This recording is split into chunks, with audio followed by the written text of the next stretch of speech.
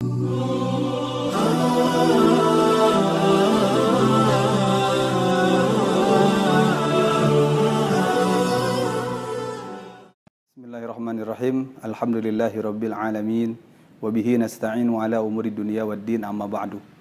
Pemirsa Persis TV yang dimuliakan Allah Subhanahu wa taala, juga para pemirsa Pusat Zakat Umat dimanapun berada.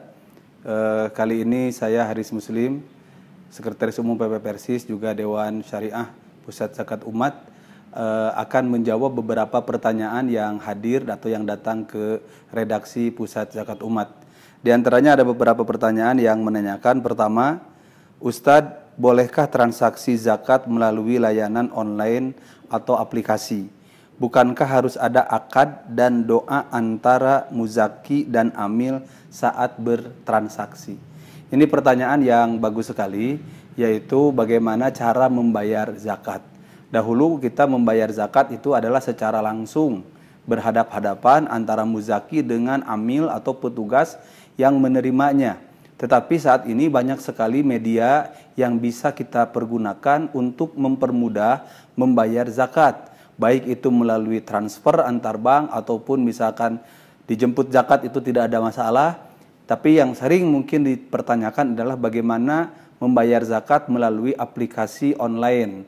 Ya, secara online melalui internet, baik itu aplikasi ataupun melalui website.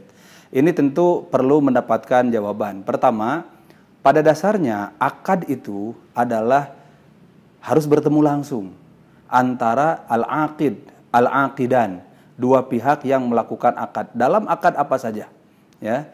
Tetapi kalau tidak bertemu, kemudian makna dari pertemuan tersebut atau apa yang ingin dicapai dari akad tersebut semuanya bisa terpenuhi, maka ada dalam kaidah fikih mengatakan al-ibratu fil uqudi lil maqasidi wal ma'ani la lil alfazi wal mabani. Sebagaimana ini juga ditulis oleh Mustafa Az-Zarqa dalam kitabnya Syarah Al-Qawaid Al-Fiqhiyah.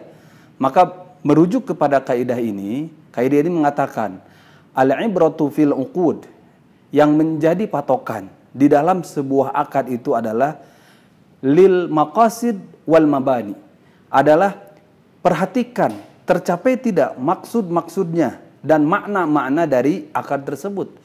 La lil alfaz wal mabani, bukan melihat lafaz ataupun mabani ataupun binanya ataupun redaksinya, segatnya. Maka kalau kita merujuk kepada bagian pertama saja dari akad, dari kaidah ini, di mana di dalam sebuah akad yang harus diperhatikan itu adalah bagaimana maksud, tujuan dan makna dari akad itu tercapai. Wasilahnya apa saja. Maka meskipun tidak bertemu langsung, selama yang membayarnya jelas, yang menerimanya jelas, bisa dipertanggungjawabkan, bisa dicek kebenarannya, bisa dibuktikan di mana tempat tinggalnya, di mana kantornya kalau lembaga zakat, kemudian kita yang membayar juga, kemudian itu adalah lembaga zakat yang memang sudah berizin, terpercaya, dan kita yakin dia itu amanah, maka ketika kita menyalurkan donasi zakat kita kepada lembaga tersebut, baik secara langsung, misalkan datang ke kantornya, ataupun menggunakan fasilitas-fasilitas yang lebih memudahkan, maka itu hukumnya sah. Bagaimana kalau terkait dengan doa? Karena Rasul ketika menerima zakat, Rasul mendoakan orang tersebut, Allahumma sholli alaihim. Doa ini kita ucapkan tidak ada orang yang membayar zakat di hadapan kita tidak menjadi masalah, ya. Maka kehadirannya itu bisa kehadiran secara fisik, tapi bisa juga kehadirannya secara maknawi. Yang kalau oleh Syekh Shaleh Fauzan disebutnya ini adalah majlis hukmi, ya, pertemuan yang hukmi, meskipun tidak bertemu langsung, tetapi statusnya sama dengan bertemu langsung. Syaratnya tadi kata saya adalah agar jelas semuanya, tidak ada yang tidak jelas, yang membayarnya jelas, lembaga yang menerimanya jelas, kemudian lembaga ini amanah disalurkan kepada yang berhaknya, dan seterusnya. Adapun doa bisa saja diucapkan ketika kita tahu itu adalah ada donasi zakat yang masuk kepada kita, bisa saja diucapkan meskipun tidak di hadapan orangnya langsung. Itu pertanyaan yang pertama. Pertanyaan yang kedua, Ustadz, bolehkah dana zakat digunakan untuk kegiatan politik? Ada yang berasumsi bahwa kegiatan politik merupakan bagian dari sabilillah. Ini pertanyaan menarik sekali, ya. Kenapa? Ya mungkin karena sekarang kita ada di tahun politik, suasananya suasana politik begitu sangat kita rasakan, sehingga ada dan sering juga disebutkan bahwa politik itu adalah bagian dari perjuangan dakwah kita. Maka apakah boleh ya kegiatan perpolitikan ini? Ya, saya tidak tahu apa yang dimaksud ini adalah pencalegan. Apa yang dimaksud dengan ini adalah dana untuk partai politik atau apa, saya tidak mengerti. Tetapi di sini pertanyaannya sangat umum sekali, yaitu perjuangan melalui politik untuk menegakkan hukum Allah, untuk menegakkan kalimat Allah, itu apakah dapat bagiannya? Ya, bisa mengalokasikan dana zakat untuk alokasi tersebut. Sungguh ini pertanyaan yang sedikit agak rumit sebetulnya, tapi mari kita lihat kembali, ya. Tentang makna fisabilillah dalam asnaf zakat di surat At-Taubah 60. Di sini para ulama berbeda pendapat.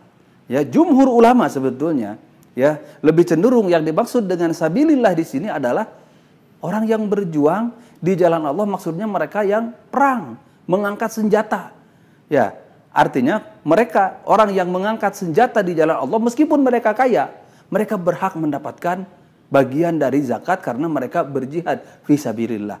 Tetapi Syekh Rashid Ridha memperluas makna sabilillah ini kepada makna-makna yang lebih luas. Segala bentuk perjuangan di jalan Allah beliau contohkan, seperti membangun madrasah, masjid, ya, kemudian apa saja ya yang itu keberuntukannya adalah untuk mencapai ridho Allah, maka boleh disalurkan ke sana.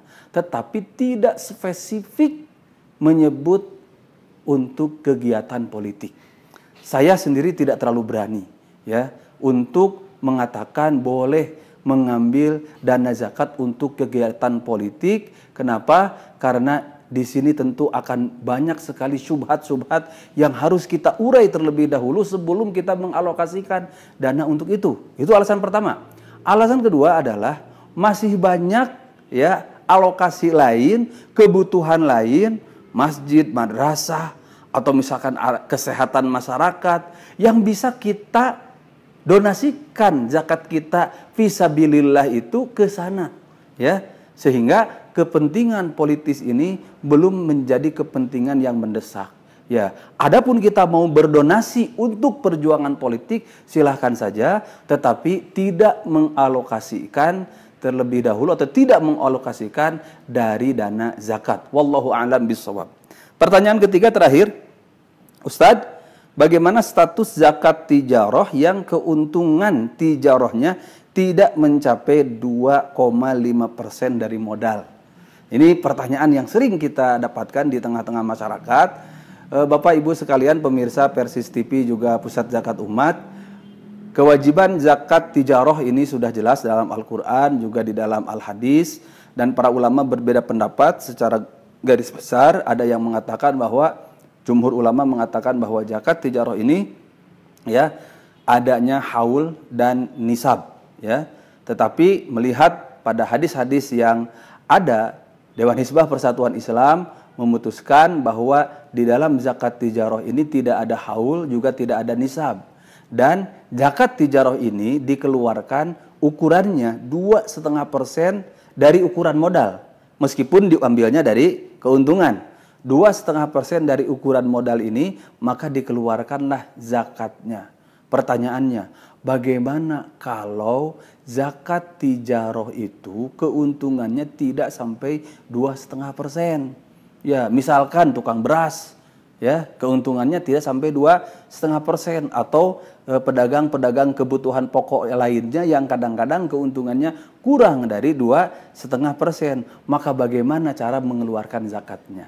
Nah, di dalam hal ini Bapak Ibu sekalian, Rasulullah SAW bersabda dalam hadis riwayat Imam Bukhari dan Muslim dari Abu Hurairah, beliau mengatakan, "Manahaitukum anhu fajtanibuh, wa ma amartukum bihi fa'tu minhu mastata'tum."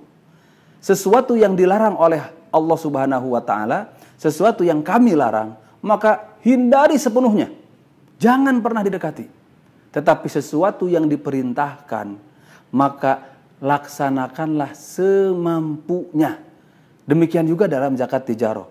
Kalau memang keuntungan dari perdagangan kita, perniagaan kita itu kurang dari 2,5% laba bersihnya, maka kita keluarkanlah zakatnya, dihitung atau diukur sesuai dengan kemampuan yang bisa kita keluarkan. Tentu ini insya Allah tidak akan mengurangi keberkahan dari harta yang kita perjualbelikan atau perniagakan, bahkan insya Allah akan menambah barokah dari perniagaan tersebut. Ini kira-kira jawaban dari 3 pertanyaan yang datang ke redaksi Pusat Zakat Umat. Kami mohon maaf atas segala kekurangannya, mudah-mudahan bisa menjawab ya dari pertanyaan-pertanyaan tersebut. Wallahu a'lam bissawab. Aqulu qouli hadza wa astaghfirullah li wa lakum. Wassalamu alaikum warahmatullahi wabarakatuh.